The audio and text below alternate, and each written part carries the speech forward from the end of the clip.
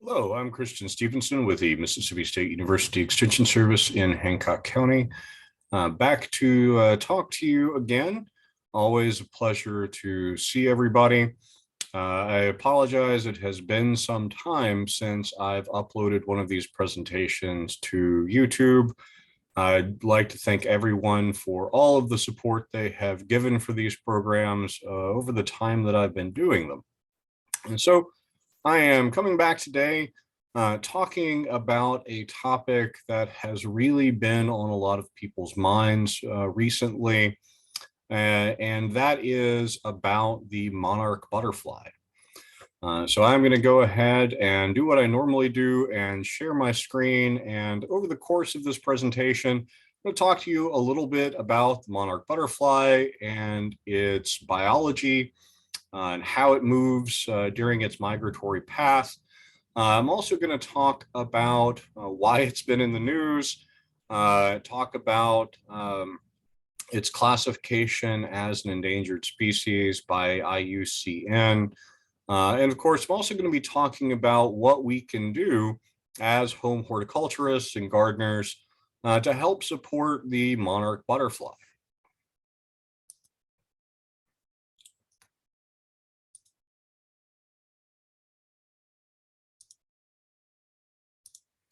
So I'll apologize that sharing my screen took me just a second. I admit it has been a minute since I've done one of these. So if I'm a little bit rusty, I apologize for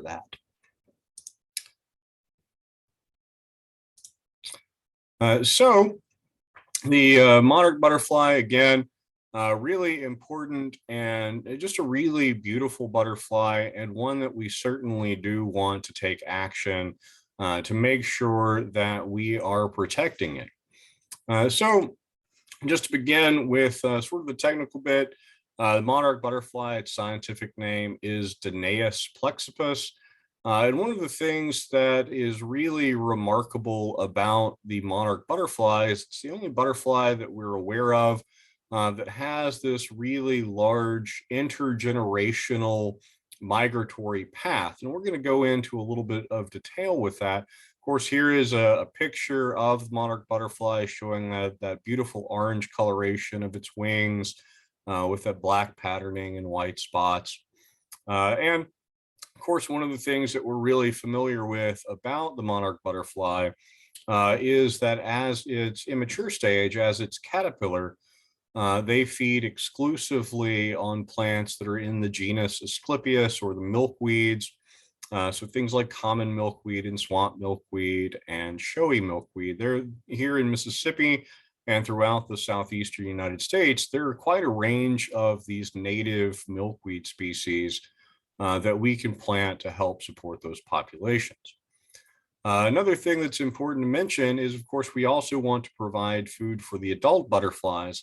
And so having plants in your landscape that are going to support the adults as well as supporting the caterpillars is very important. And so other good butterfly plants, things like lilacs and red clover and lantana and thistles, all serve a really important role in supporting butterfly populations as well. Just because it came up fairly recently, I had one of my master gardeners here in Hancock County showed me a caterpillar. And if you look at a picture of the monarch butterfly caterpillar, they have those sort of projections on the front end or the back end, kind of look like tentacles. And she showed me one, and it had a pair right in the middle of its body, which I believe is the very closely related species, the queen butterfly. You can see a picture here that is in that same genus. A little bit less of that black patterning on the top of the wings, but very similar in terms of how they feed as caterpillars and how they feed as adults. Now, one of the things that I mentioned already about the monarch butterfly is that it has this really remarkable migratory path. And so just for a moment, we're going to kind of follow through that. And what that sort of begins in, we'll start at where they're overwintering. and that is in kind of the middle southern part of Mexico, about in a line with Mexico City. If you look on a map, and we'll show a map here in just a second, they'll generally arrive at those overwintering sites in December and stay there through February. And the population that arrives there in the winter will actually remain and begin the migratory path that takes them northward. And so, around February, they'll start flying north, and they'll arrive in the southern part of the United States, in Texas, and along the Gulf Coast. As we get into March and early April, that's when we'll start seeing them here in southern Mississippi. Of course, they fly in across Texas and across the Gulf Coast. And though this map really doesn't show it, they also actually fly right across the Gulf of Mexico as well. And so they can be found on the islands in the Caribbean also. And so as they arrive here in the southern United States, they will arrive and reproduce. They'll lay their eggs on those milkweeds, and those caterpillars will grow up, and they'll actually continue the migratory pattern. So that population that arrived here has gone away. We have the new population of butterflies, and they will continue northward all the way until June, until they reach the northern range where milkweed grows. And you can see that really is in the southern part of Canada. So they fly quite a long way north. And then they remain there and do the same thing. They reproduce, that population goes away. And then the next population that's grown up on that milkweed in about July will start migrating back sort of southwestward, arrive back here in the southeastern United States, and then do the exact same thing. And then we'll have that following population fly all the way south again to their overwintering site. So what that really means for us in terms of when we see monarch butterflies is that we tend to see them relatively early in the spring. And then the population, we may still see some through the summer, but the population will go down here, and we'll see them again as we get into the later part of the summer, as they're continuing that migratory pattern back south towards Mexico. And I do think it's important to mention that when we talk about the monarch butterfly population in the United States, we really have two separate populations. We have the eastern population, which is what we see here in the eastern United States, but there's also a western population of monarch butterflies, and you can see that on this map that's on your screen as well. And those have a fairly similar migratory pattern, but they overwinter. Instead of overwintering Mexico, they overwinter in areas of Southern California, right along the coast. And then they will again move forward again all the way as far as southern Canada.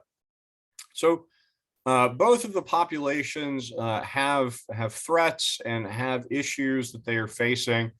While we certainly want to make sure that we are protecting the eastern population, and there's certainly been some observed declines in those, the western population has absolutely received a great deal of reduction and a great deal of threats, a large part because the area that they're overwintering, very highly populated. There's a lot of people, and there's a lot of other things going on that have provided a threat to that western population. So it is important that when you're reading about monarch butterflies and when you're looking at information about them, you make clear: are we talking about the eastern population, or are we talking about the western population? But for the remainder of this presentation, because I'm here in southern Mississippi, I'm going to be talking about the eastern population of monarch butterflies. And so here is a great picture there on the left of your screen. You see this mass of monarch butterflies, and that is what we see when If you go and took a picture of where they're overwintering, you see the maps of those sites that are in Mexico. Right to kind of the extreme right would be where Mexico City is, and all of these locations in Mexico are high elevation Oyamel fir forests, and they overwinter to these sites and really aggregate in fairly tight areas. And in fact, rather than trying to count all of the individual butterflies, which I think might be kind of impossible, simply because they are in very large numbers. The way that we're kind of indirectly measuring the population of the butterflies is how much area is covered by them. So often when you see a chart of their population, what you will see is the number of hectares that is covered by monarch butterflies where they're overwintering in these forests. And I know hectare might not be a measurement that you encounter very frequently, but a hectare is about 2.5 acres, just to kind of give you an idea. So again, really restricted areas where they're overwintering, a very specific area, and that is actually one of the issues that we'll talk about in terms of what causes or what may be one of the root issues that we face in terms of wanting to protect monarch butterflies.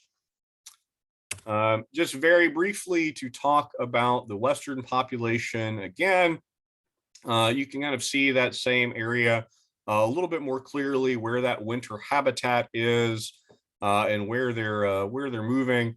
And they're actually kind of measuring that population a little bit more directly.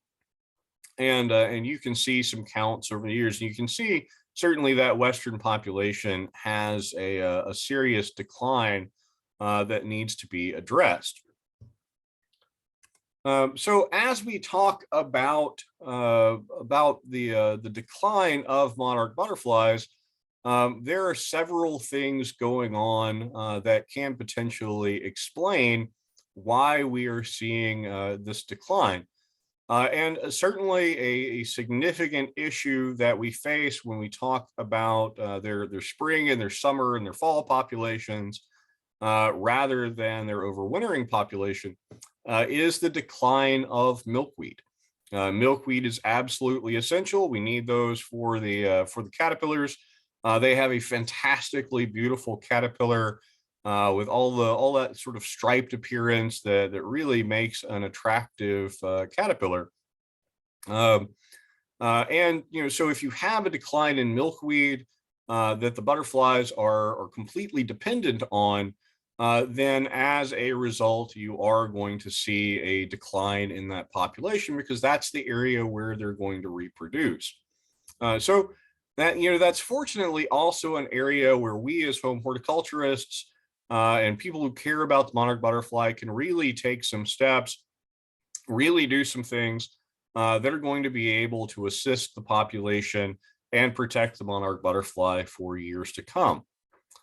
Now, kind of on a broader scale, something that might be affected, by policy and sort of governmental action is I mentioned that the overwintering site for monarch butterflies, at least the eastern population, are these very specific forests at high elevations in Mexico. And one of the issues that is faced in this area is, of course, it is illegal to cut down those trees, but illegal logging does happen.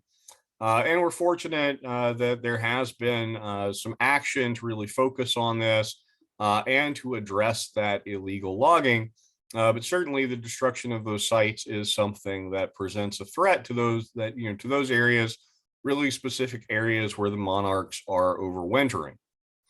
Now, another factor, again, a kind of really big picture issue that affects monarch butterflies is that the climate is changing.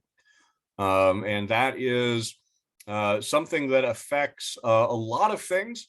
It certainly affects us, it affects other animals, and it affects monarch butterflies. Insects are very, very sensitive to changes in temperature. A lot of things in insect biology are kind of triggered by temperatures. So as you know, everything from migration, reproduction, the rate that caterpillars grow is all affected by temperature. And so as temperatures increase, that is going to have an impact on those butterflies.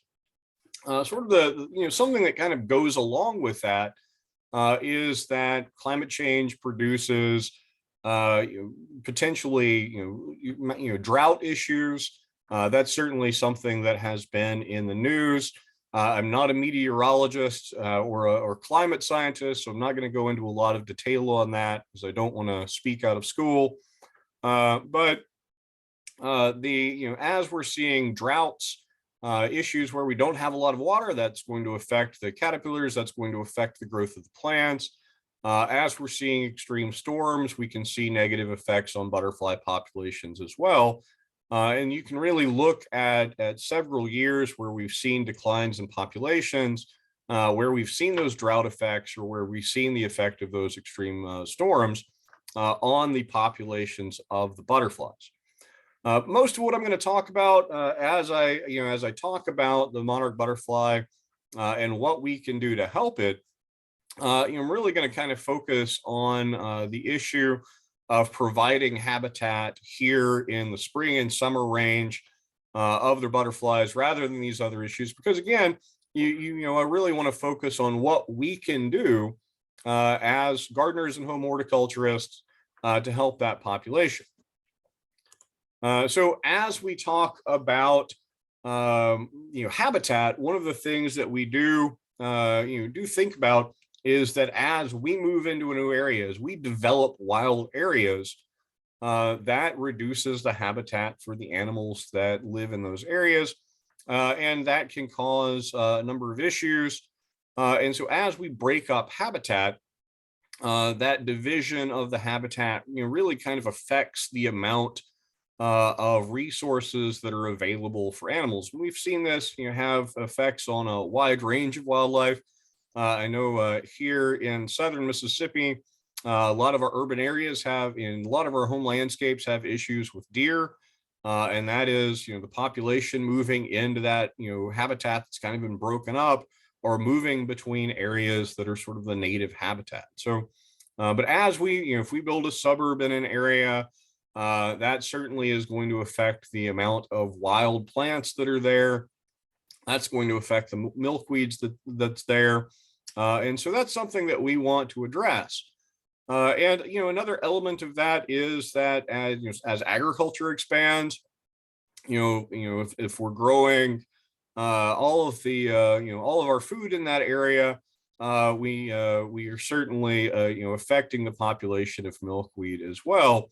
I don't want to I think often the impact of agriculture on milkweed is kind of overstated.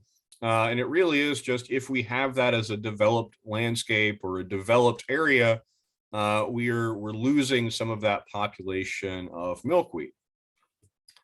However, it is good news that if we can provide resources in our landscape for animals, particularly for butterflies, then we can see a really positive effect on them just by having relatively small spaces that make room for the monarch butterflies in our home landscapes.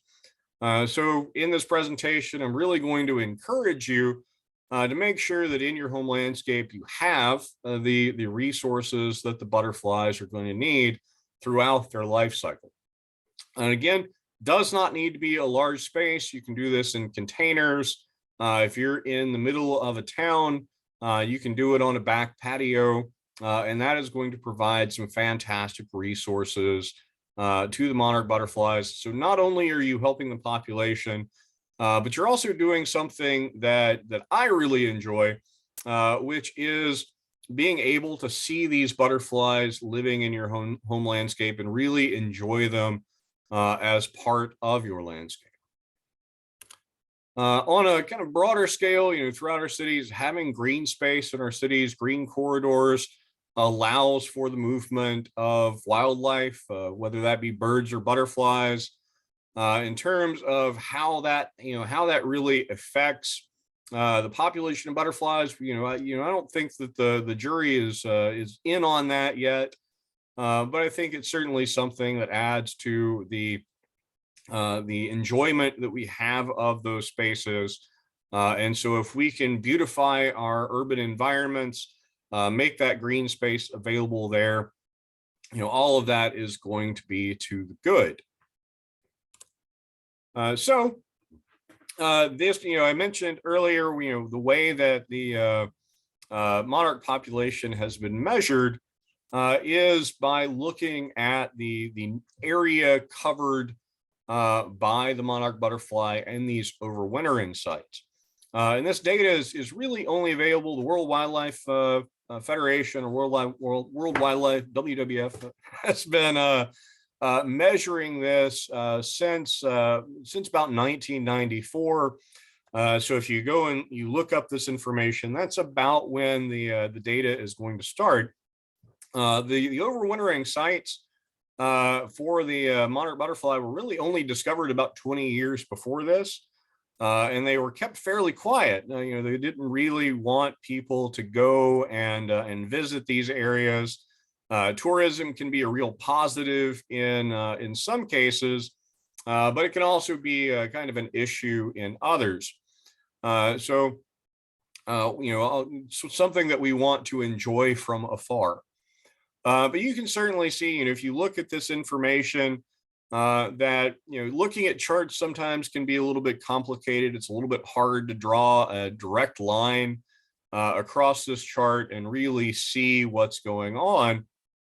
But there's certainly evidence to say that there's been a significant decline in the eastern monarch population over the period of time that we've been monitoring it. So I also kind of want to include a little bit of more positive news when we talk about this, because there's more than one way to measure a population.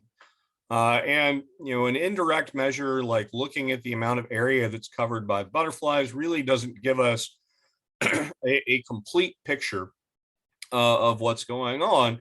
And there has been research that looked at the spring and the summer, or the breeding populations of monarch butterflies kind of regionally throughout the United States, looking at the southeastern United States and the north, sort of the Northeast and the Midwest, and seeing how the population appears to be doing in those areas.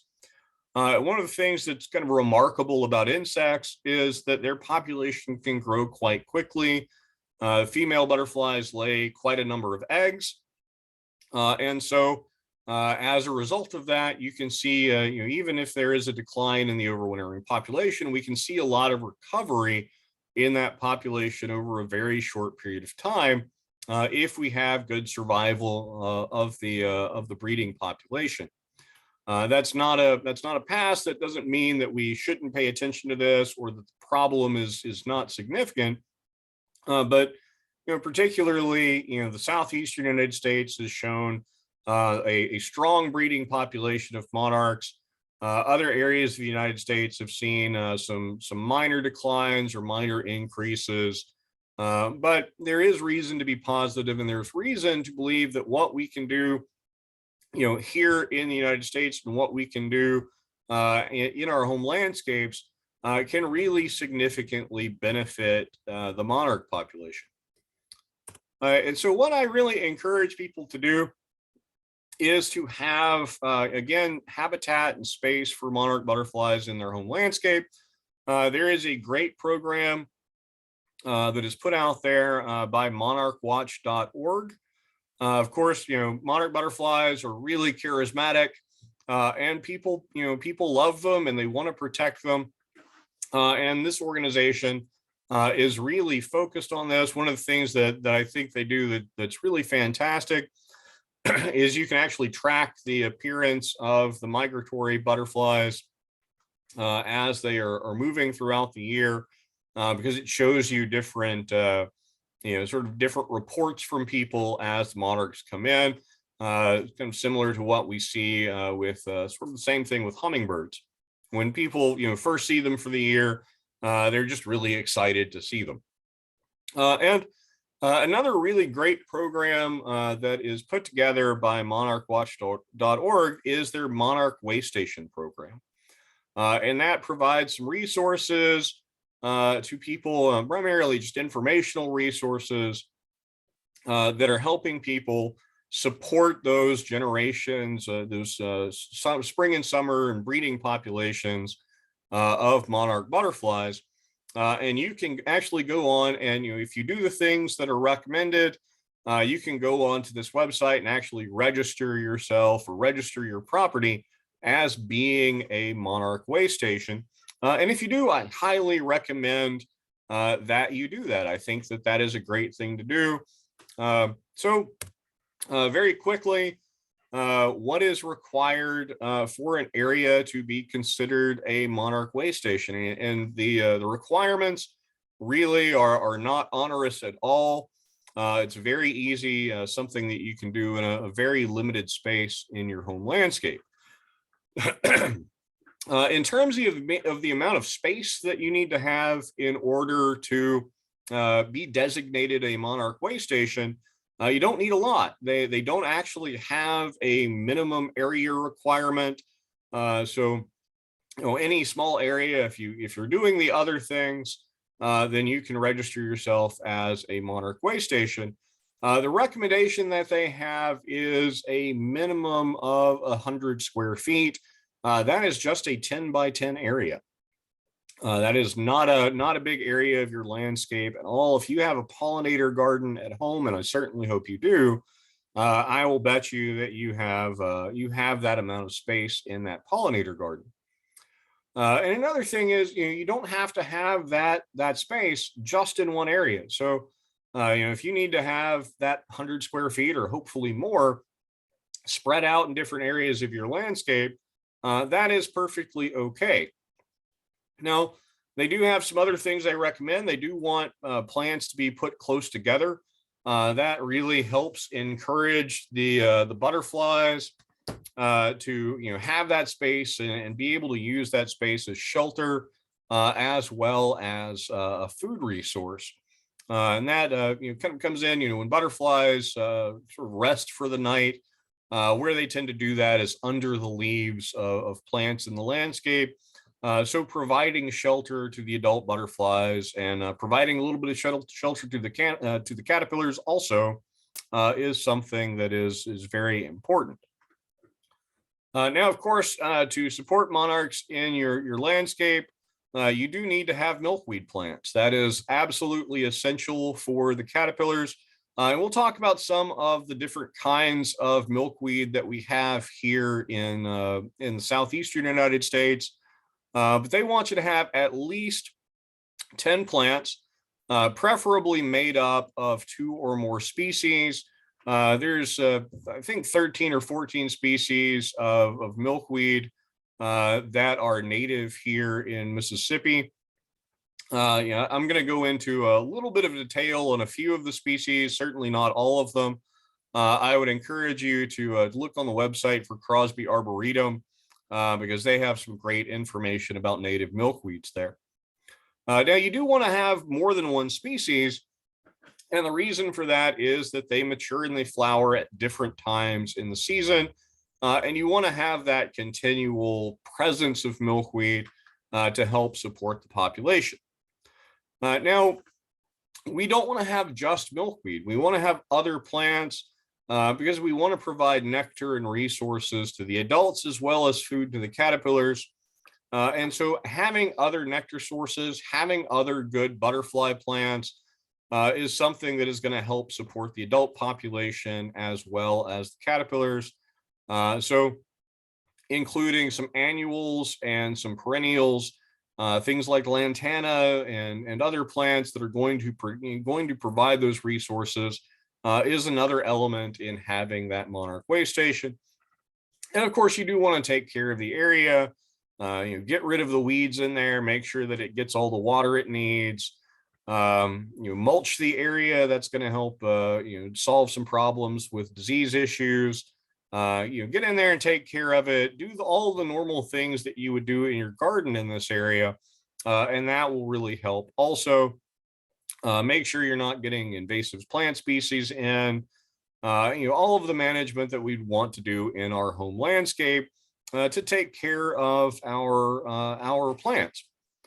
And so, just to kind of give you an idea of how many monarch waystations there are out there, and this map is a little old at this point, so I suspect that we've had quite a few added since this was pulled off their website, and you can see there's quite a lot of monarch waystations. I would personally really like to see quite a few more in Mississippi.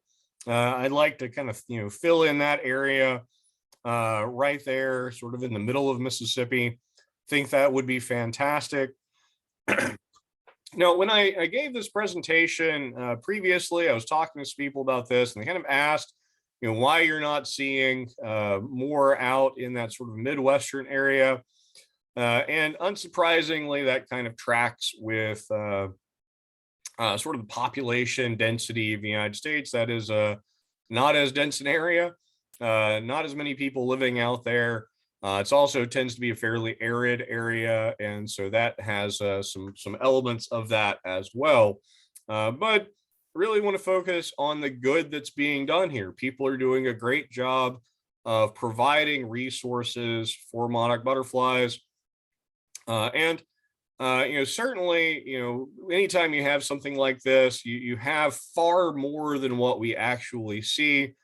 So many people care about monarch butterflies and want to see them being taken care of. So I encourage you, build a monarch waystation on your property, put the space in there for them.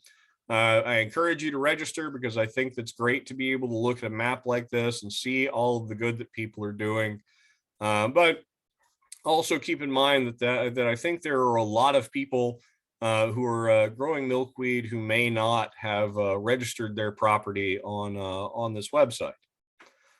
So spend a little bit of time talking about the different kinds of milkweed that we see here.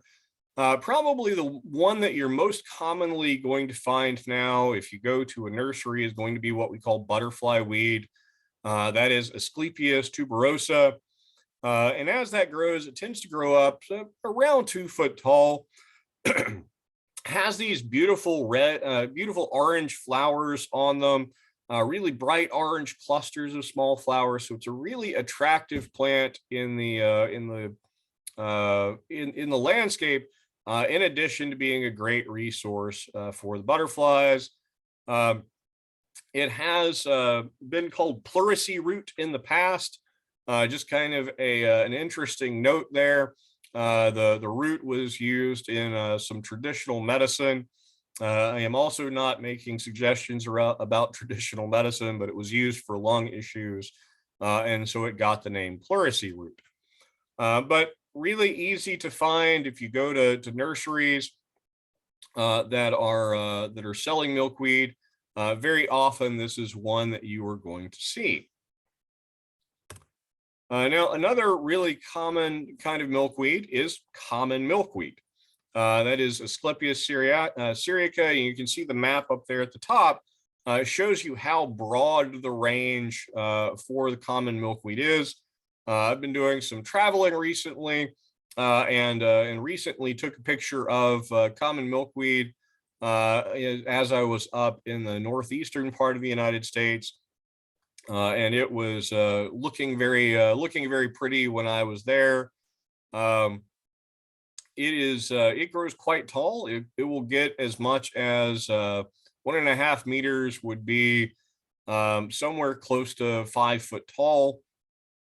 Really stout stems. It actually will spread by rhizome, so you get colonies of it forming. It has kind of broader leaves that are quite large, and again, you can see the flowers there that are kind of greenish pink to rosy pink. And I think again, not only is this a plant that supports caterpillars, but it's also a plant that can look very attractive in the landscape also. So really great plant to grow. Swamp milkweed is another one. You can see I find the map of this one interesting because you can see it grows almost in the entirety of the United States. But the section there for Mississippi is not filled in. And I will assure you that swamp milkweed does grow and is native here.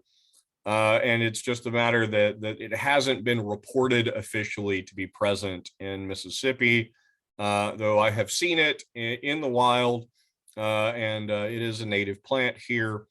Really attractive, again, kind of those kind of pink flowers. I think that's really just another great plant. There's also aquatic milkweed. Again, this is kind of more in the southeast, kind of going up towards the Great Lakes. Really great white flowers on it. Give yourself a little bit of color variation there. And another plant that grows very, very well in the landscape. Sometimes these other kinds of milkweed can be kind of difficult to find, at least for sale as transplants. But it is relatively easy to find the seeds online. And so you can grow the seeds at home. They're also relatively easy to propagate. Once you have adult plants, you can propagate them by cuttings. So, if you can't find the plants in nurseries, you can find the plants in seed. There's several companies that are selling them. Do be aware that in my experience, my germination rate for seeds for the different kinds of milkweed has not been particularly great. They do require some cold before they come up. So don't be surprised if you plant them and they don't, you don't get a very high germination rate. Now, another issue that we have faced in protecting monarch butterflies is that a lot of us, for a while there, we were planting tropical milkweed. That's Asclepias curasavica, and sometimes it's called Mexican milkweed, and it grows very easily. It's very easy to propagate, and it was very common in nurseries for quite a while. And sort of the issue that we have with tropical milkweed is while it's planted with all of the best of intentions, there are some issues that go along with that. The first of this is that it doesn't die back in the winter. So it will grow, all the way through the winter here in the southern part of Mississippi.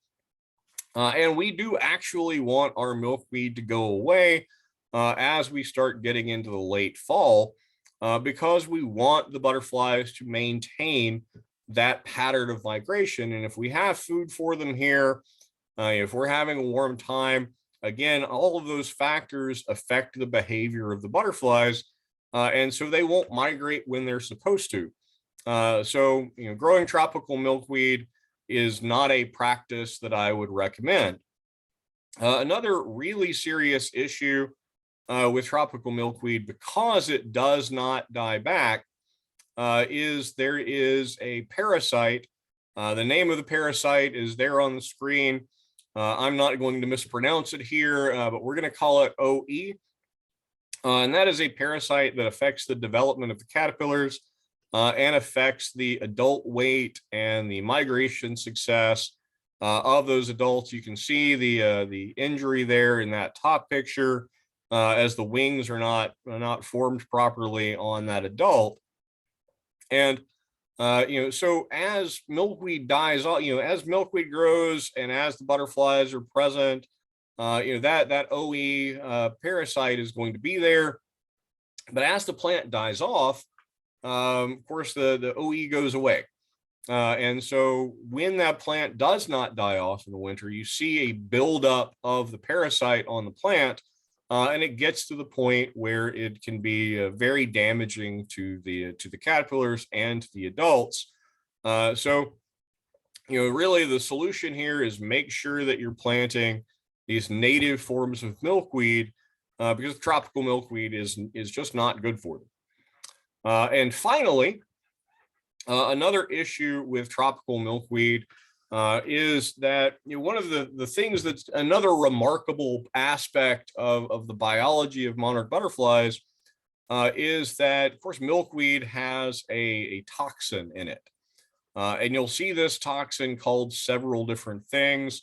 You'll occasionally see it as cardenolides or cardiac glucosides. And that is taken, that's in the plant, and the caterpillars are tolerant of that toxin.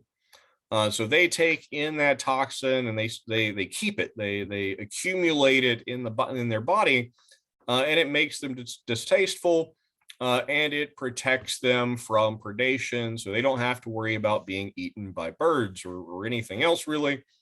But everything is sort of dose dependent. So as the population of those glycosides increases, they increase in response to high temperature. So as it gets hotter, we see a buildup of these chemicals in the plant, and it's actually too much for the caterpillars. So we'll actually see a decline in the success of the caterpillars with tropical milkweed as the temperature increases, which is just another reason not to plant it, which is sort of the kind of the end note here. It's really kind of a value, it's really easy to grow, but in the end, despite good intentions, it really doesn't benefit the butterflies in the long term. Now, I do want to mention something as well. Is a lot of people who are interested in protecting monarchs, one of the things that kind of crosses our minds is that we should grow them in we should raise them in a protected area. Sometimes people will have tents or buildings and have the milkweed plants inside there, move caterpillars in, and just kind of continually breed and release the caterpillars. And there are a few reasons why this can potentially cause issues. The first is that just exposure to the difficult environment keeps the population healthy. So not every caterpillar survives, and oftentimes when you have them in a protected area, butterflies that really aren't kind of viable, they really aren't the strongest butterflies, survive in that protected environment, and it kind of weakens the overall population. So that is a concern. We also have an issue when you have these protected areas, when you're continually having the milkweed in there. It's very easy to have a buildup of that OE parasite in those protected areas. And the last issue is, if you have large releases of the adults, you want to make sure that you're doing it at the time of year that they should be here.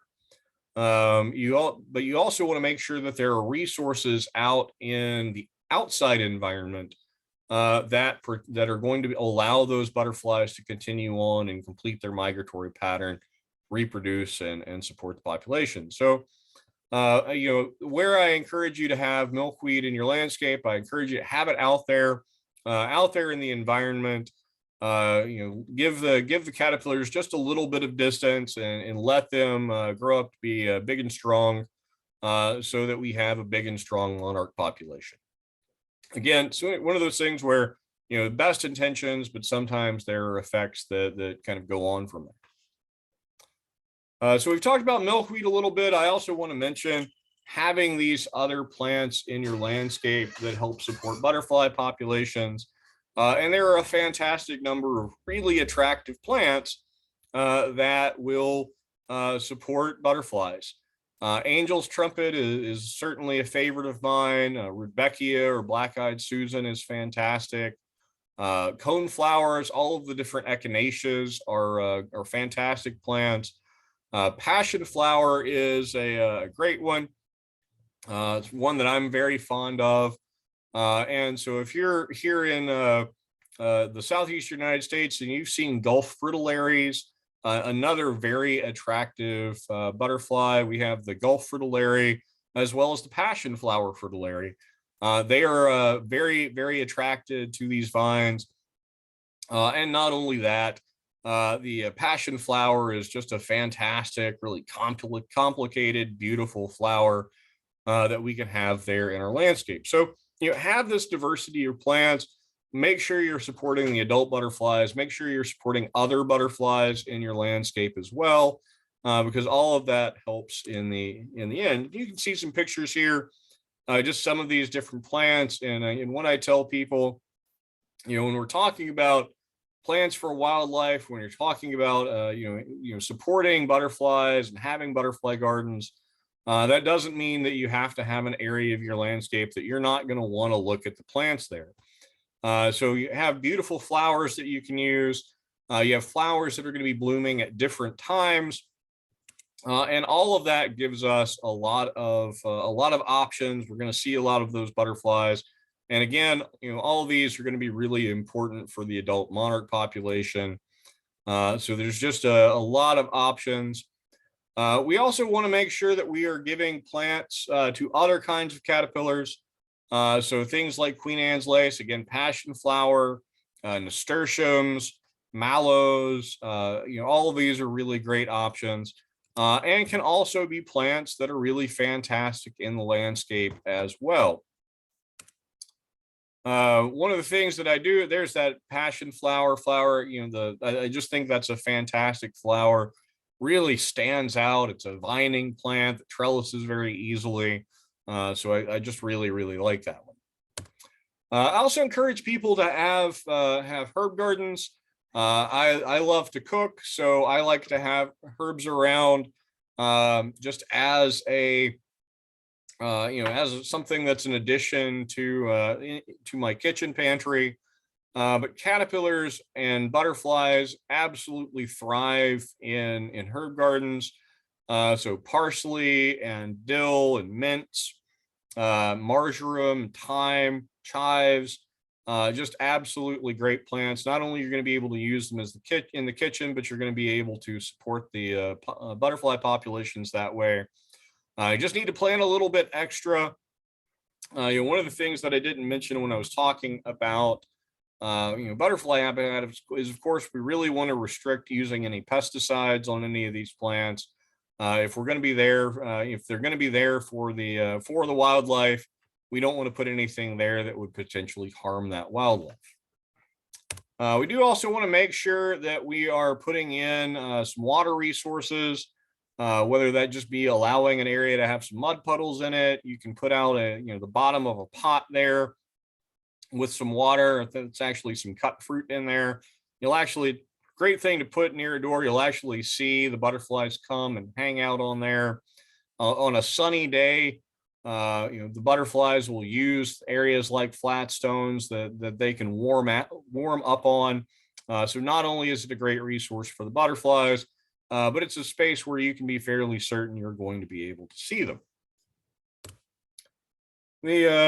Of course, one thing I do get asked about occasionally is about having a butterfly house. This is, kind of the idea here is that the butterflies will actually overwinter in that space. From everything I've read and from everything I've seen and from my own experience, they don't really work very well. The butterflies aren't overwintering in a way where they would really use this. So maybe put in a native bee house rather than having a butterfly house in order to help support some other kinds of wildlife there in our home landscapes. And keep in mind, again, when we talk about having support for wildlife, we don't have to go big. We don't have to have, a huge area in our landscape. Even container gardening is a great way. You can grow the milkweed in containers. It does that very easily. You can have these other butterfly plants in containers and really incorporate this into your landscape, no matter where you are or no matter how much space you have. So I appreciate you taking time to sit with me today and hear about this very important topic. Something that I think is we really want to be engaged in. Protecting the populations of monarch butterflies, protecting the populations of other butterflies. And so thank you very much. I will be hopefully uploading a few more videos here in the near future. I appreciate all of your patience with me. I know it's been a little while, but do keep a watch on this page. And we should see some presentations together here in the very near future. So thank you very much, and I hope you have a great day.